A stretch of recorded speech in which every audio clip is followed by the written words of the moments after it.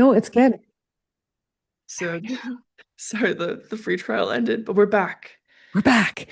So ultimately, um, you know, feelings versus energy is it's the difference between communicating with your energetic self that's connected to the universe itself versus your conditioning self, your conditioned mind, right? The mind. So here's the way I look at it is your mind only knows your past. It knows what you've heard, what you've read, what you've seen, what other people have told you, right?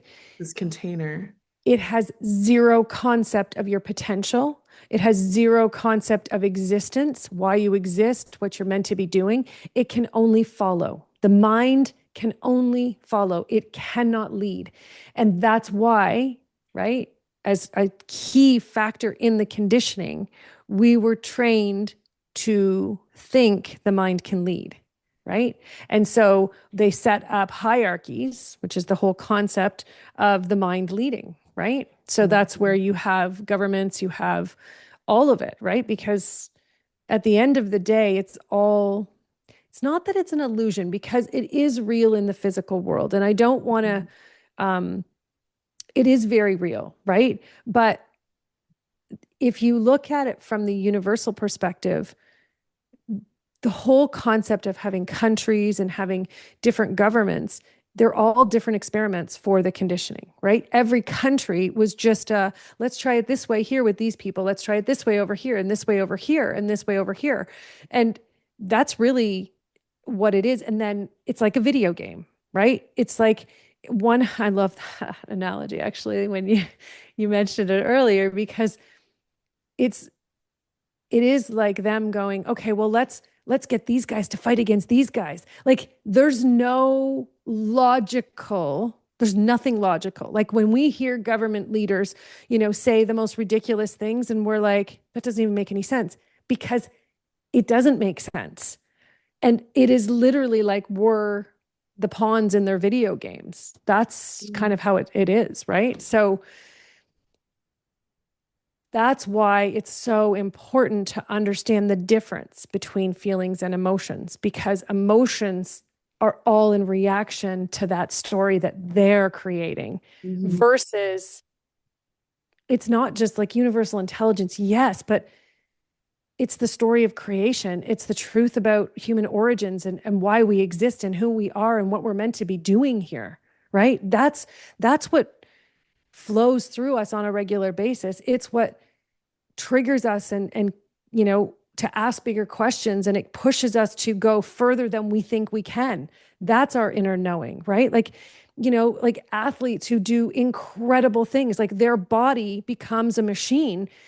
That's not from the conditioning. That's from, I know I can do this, right? And I'm just going to explore it and I'm going to push it and I'm going to try and do things that humanity has told me is impossible, but I'm going to do it anyways, right? So, and there's a whole bunch of things like that, but also it's really cool to look because if you start to look at where all the limitations are, like all the things where science says that's impossible, or, science says this is impossible, those are the places now that I look to the most because that means someone doesn't want us to look there. Right. Well said. It's true. I mean, we are in this container that we have these reactions, this interesting, not artificial, but this stimuli that isn't this natural flow of knowledge and experience that's experienced outside of it, but can also be experienced through the matrix. You know what I mean? In certain Yeah. ways, especially the more that we're embodied, and that light is it's like the mole and the business or something, or not the mole, you know what I'm saying? The person Yeah. who's infiltrated. It's like but it's all just a game. But it is really fun to like think about. And as you were talking about this, I was also thinking about how there's so many different like overlays. Like the soul is multidimensional, right? And it's the density that gives us like the gratification of experience, because without polarity, what do we have to strive towards? I mean, where's the fire come from? Like we need the friction, the encouragement, the fuel. And so it's like when you kind of look at it from ones and zeros, or from like positive and negative charge, and how there's this, when they come together, they create this all kinds of unique incarnations and implications and experiences. It's like, yeah, I see how this system has really prompted me to want to bust out of it. And also, maybe there are parallels and overlays from my other parallel lives that have some sort of overlay or some sort of cross section with this incarnation too, that just inspire me to conduct or do things or experience certain things because it's in resonance with those parallel lives. Yes. Yes. I mean, we're multidimensional beings, right? Like we are not limited in any way. And so to feel that constant need to break out of something tells you right away that there's something wrong. This isn't right. And at the same time, we're not we're not natural fighters. We're not we're also not leaders in the way of needing to lead anyone else. Like that whole concept is flawed because existence, I mean, here's the thing: existence itself is about exploring itself.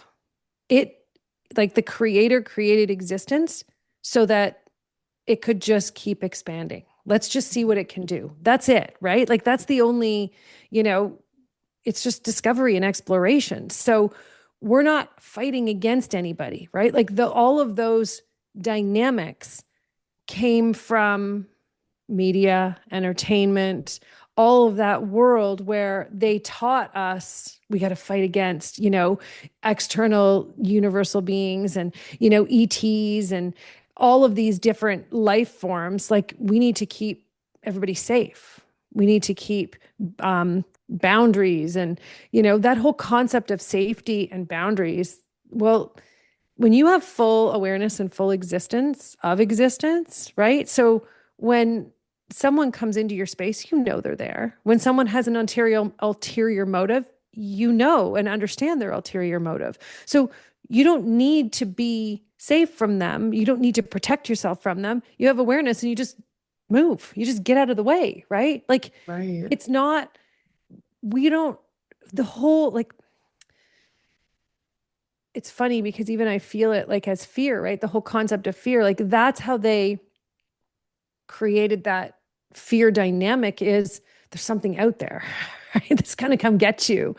But now when I feel into that, it's like what we were talking about earlier. We instinctively know there's something wrong here and it doesn't feel right, but we're not taught to fear it. We have an awareness and well, we're taught on the human side to fear it, right? We're taught to fear Right. everything. And Right. so, yeah.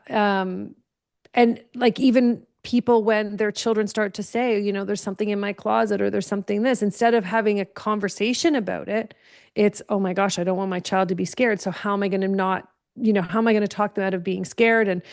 And that isn't good. It's like the same thing as when, people die, right? And people are like, oh, I don't want to share it with my kids. It's too much for them. Well, Right. it's part of life. Right. And if you teach them to fear natural states of being, natural experiences, then that's not helping them evolve as, I get that you want them to be happy and you don't want them to think about these bad things. But if you allow them, if you have conversations like they're normal, right? Then it isn't a big bad thing. Yes, we have loss and yes, we have experiences where devastating things happen, but we have to be able to talk about them as a society in order to understand what's really happening because most of the traumas that people experience were never meant to be experienced from the original side. They're all inside of the conditioning, right? Even Right. the concept of death, to be honest, we're supposed to choose when we leave, right? So, you come in to fulfill your life and you stay as long as you need to until your mission is done. But we've been conditioned that your body is going to shrivel up and die. You're going to get old. It's going to age and you're going to slow down and you can't do this and you can't do that. But really, the cause of all those things are the things that we're putting in our mouth, right? The things we're eating, the things that, right, our water and our air and our land, like they've all been poisoned. So those are, this is a whole other conversation. I mean, it's a really like rigid, toxic infrastructure, like system matrix to like incarnate into, especially if you're someone who identifies as like NHI incarnate, like non-human intelligence, or feel this like parallel life having this like video game opportunity as a human. It's like there's some greater awareness and intuitive, so to speak, knowing that like this isn't right. But then at the same time, it's like if all of us are creator beings, including like negative NHI or like whoever is responsible for creating this matrix to begin with, it's like they were able to create it too within certain guidelines, I guess, and that souls are like lining up, at least according to Dolores Cannon, souls are lining up to have this earth experience, as insane as it is. It's and that's not to say like, oh, we shouldn't be shaming the system or shoulds are shaming like this is bad, this is like we shouldn't this having that attitude isn't correct. But I definitely see it as like this is a system that's been created by the creator as well. And that also we are definitely templated to want to resist it and totally transform it. And what better time than now when people are having simultaneous, like their awakenings happening as we're talking, you know what I mean? It's like, Yeah. what an incredible pivot acceleration period in humanity to Yeah. be here. Well, we chose it. We chose to be here now, right? And it's not by chance. None of this is by chance, right? It's all because of the effort we're putting in. And I think there's also a lot of inner judgment in humanity of, well, that person's not as evolved as I am, so why aren't they going faster, you know? And I think that is more toxicity, right? And we forget that every human that's here chose to be here now. Every human. Whether you can see how what they're doing and how they're participating is contributing or not doesn't mean they're not contributing. It just means you can't see it, Right. right? So being judgmental of people that look like they're holding on to the system, but if that's part of their job to, enhance and shine that light on what's not working, and you've decided that that's wrong, that's a pretty judgmental approach to existence itself. That's a reflection of shadow, right? Then it's like, all right, let's do some shadow work. What's the earliest memory I have of feeling judged or shamed for like not being enough, right? Yeah. Which, as we were saying, like inadequacy, like self-worth, that's just such a common, everyone's got that here in this earthly realm, like as humans. Yeah. I kind of want to shift gears. I mean, more towards the direction of like ET stuff, and my ears ringing as I do that. When it comes to where humanity's going, I mean, we're having dialogues, public discussions with like officials that are talking about disclosure, NHI, ET consciousness. They're here, they've been here. And we're probably getting more I mean, we are getting more like artifacts like the Boogosphere, or like insight on all this stuff from our history that's now coming to light. And there's a lot of people that are probably like, how do I make sense of this? Especially if they haven't had their awakening yet. But I'm curious, how do you feel this trajectory of humanity's evolution as we're seeing it now? Like, what's the end goal? Where are we going? And what's it going to look like for humans? It's a good question. So ultimately, in the last couple of weeks of June um, of this year, 2026, we shifted. So for the last, well, 50,000 years, we were in the conditioning. And that's why you saw so much of that shadow work and all of that. That's been a heavy focus for the last, 15, 20, 30 years. Mhm. More for some, but heavy, heavy focus on it. And it shifted. And that's why in the last few weeks, there's a lot of people scrambling. There's a lot of people feeling out of body. There's a lot of people feeling like, oh, nothing's connecting right now because we arrived and we're in the new world. So, what does that mean? What does that look like? Hmm.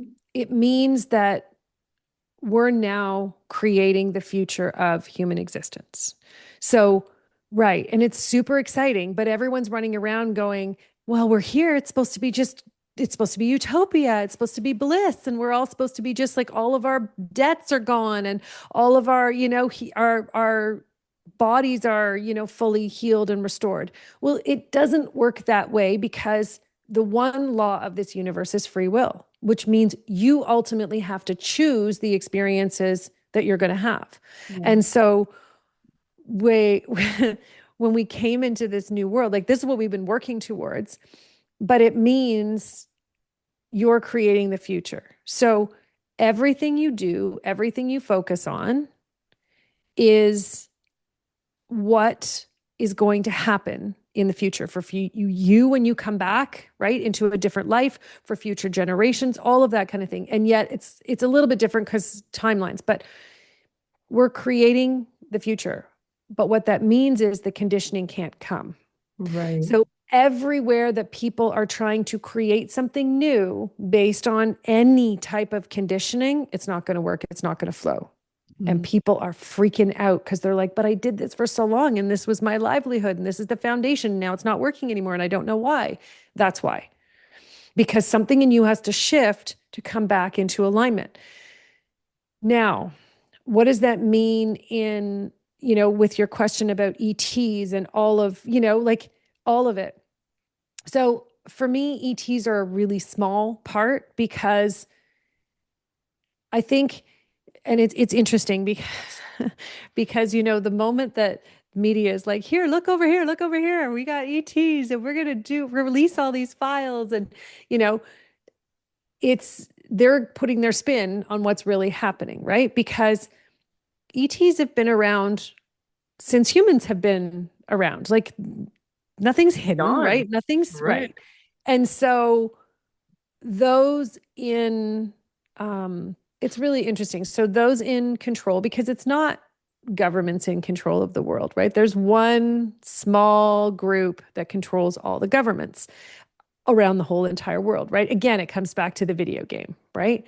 And so ultimately there are ETs, and they take all kinds of different forms, and there's so many different experiences. I mean, I've had incredible conversations. They used to come and talk to me, and some of them, not all, because only the ones who wanted to participate. But this one mother and her child were in captivity. They were being held by humans in facilities. She showed me where the facilities are, and they're Wow. underground in the mountains. And it's really interesting because she showed me how to get there, the roads to take, and that Wow. the military personnel that are hired, like they're retired military and they're hired for security, they don't know what's going on inside. It's top secret, right? So again, it goes back to that mentality of, oh, it's above my clearance, right? Sacred. Like I Yeah. can't know what's going on. So that whole concept of, you know, classified information, that right there is part of the conditioning, because consciousness is the record of everything in existence. So every single human has access to everything that's ever existed, right? That's where I get my information from, is it's from universal beings and consciousness, right? And we all have access to that, right? So the whole concept of inner universal communication, people call it, I'm an empath. They say that a lot, like I'm an empath. Well, of course you are. Every human is designed to be an empath because that is your communication. It's like That's how you you receive know, data. right. It's your receptivity, but it's also what you're broadcasting. So I just look at it like every single cell has this tiny little satellite, right? But these these beings, they were, she said, can you come and help me because my child is dying? Well, and this was before I had children, so it's it's heartbreaking to even think about it, but she showed me where she was and she showed me the facility like in detail, right? Of, like the big, huge wall that is looks like glass so that they can monitor what's going on. But the rest of the room is all rock. It's all rock from the mountains that they're in. So, and then there's like big, huge. I mean, it was like a sci-fi movie, and I've never enjoyed sci-fi in my whole life. It's not my jam, but it's also natural for me to have these experiences, right? So it's it's one of those things where she's like, well, can you just come and drive up and like come and help us out? And I'm like, how do I do that? Like, I don't have, even though, oh, look at that. At the time, so this is again 15 years ago. And at the time, uh, I I didn't believe that I could do anything. And now I see that I could have. And that's part of what we've been Wow. talking about. Yeah, it's huge because the flying when they said, you're going to help people remember how to fly. And I Mhm. was like, holy shit, I don't want to say these words out loud like, I don't mind saying it into my private community and, going and working with this tiny little group behind the scenes. But now I'm starting, like, that's really what this is all about is getting our abilities back, remembering how we can do them. And now I'm seeing it that we could have done something. And yeah, but they have perished now. Um, oh, that's interesting. Darn it. But I mean, I can't change it. But at the same time, at that time, I was having that experience for a reason, right? She was showing me everything. And all the security people, they had no idea what was going on inside that facility. Like how, and that just goes to show how thick the conditioning is, like that control and manipulation. Like you don't need to know, you're hired and you just, you know, Just do and what that they say. facility, yeah, that facility is in Canada. In Canada, Canada actually has one of the largest facilities for ET. Um, yeah, I don't know where you are in the world, I'm in but Oregon. I'm in Canada. Oh, Okay, no there you kidding. go. Yeah, Wow. so it's interesting because yeah, and it's like on the other side of the country from me, but anyways, yeah, it's really interesting. I mean, it sounds fascinating. And it's like, I had mentioned in your emails that like my first mentor, she lives in Canada. And one thing she would always say is like, you do the best you can from where you stand. And we can always see in hindsight how things could have been different. And it could be uncomfortable seeing how, oh, if I did something different, things could have changed. But it's almost like that there's also such a great sense of compassion and also a great sense of the impact that we can have in so many different ways the more that we step into our body. And whatever conditioning we're experiencing, limitations we're experiencing now is so valid too. And it's not that we have to attain a certain thing, it's that we're steadily evolving and there's so much beauty, there's so much pain, pleasure, everything in between, and beauty all around with every iteration of ourselves. And so I think it's beautiful you're able to see in retrospect like Yeah. the ways in which we can be so empowered the more we step into our own skin and in alignment with ourselves. Right. And it also speaks to the fact that the experience that we had, like the experience, your story is it's all important, right? Every piece of it. Yeah. Yeah. It's so cool. Because they showed me like she was in one room, that ET with her child was in one room. And then and um I do believe, like, even from looking in now, I believe that there was a UFO in that room with them that because they interconnected with it. And it was like that was their energy charge. They could get it from that equipment. I think Mhm. that's the right word that I would use. And it was just losing its power. So that's how she knew she was dying as well. But there was a Oh, room next to stabilized them. her. Yeah, there was a room next to them that this this ET, he was raging, raging. And I instinctively knew if I would have if I would have gone into the room with the mother and child, I could have helped the child energetically because I would have been able to communicate and connect and energetically, right? Um, because that's the other part is they have a barrier that they block their communication, and I don't know how they've done it, but Mm, again, I could research it, but I choose to follow the questions that are most relevant to me in that moment anyways. But right. this other being, I knew if I had gone into the room with him, this ET, that he would have like annihilated my body from the inside out. He was just raging towards humanity because he was in captivity, right? Like he was just so, but his rage, like yeah, he could still be in captivity. I feel like he probably is. And this is like 15, 20 years, but right. It's like, yeah, anyways, that's a whole, but I also knew it was funny because they showed me the family member that I could bring with me that would be able to energetically, um, put myself back together if something happened. Like she gave me every detail. Like that's the thing is if you're meant to go on this journey, they give you all the details. But I was like, I don't have any money. I'm not in a position where I can drive across the country and just, and then just sort of show up in my tiny little, you know, I don't even know what the heck I was driving at the time, a little maybe Toyota or a Honda little tiny car and been like, "Hi, can I go in there?" Right? Like, how would this person on security is like, no, go away. Like, Yeah. what are you gonna do, right? Trust. I mean, Exactly. I love how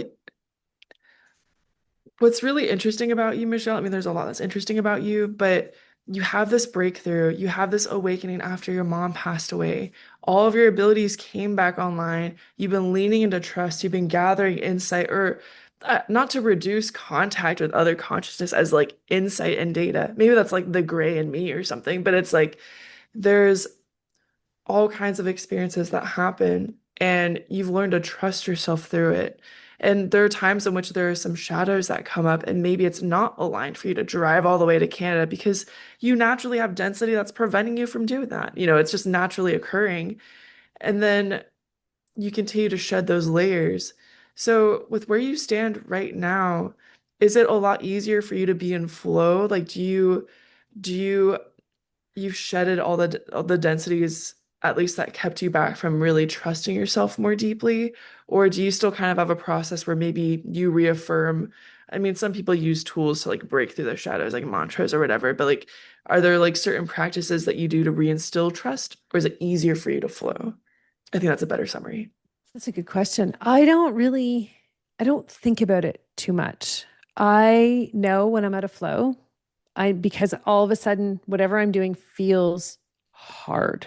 Like Mm, it's gone beyond that part of putting in effort to have the experience that you want. And it's gone into this isn't flowing anymore. Like it is just not, things are not right. clicking right.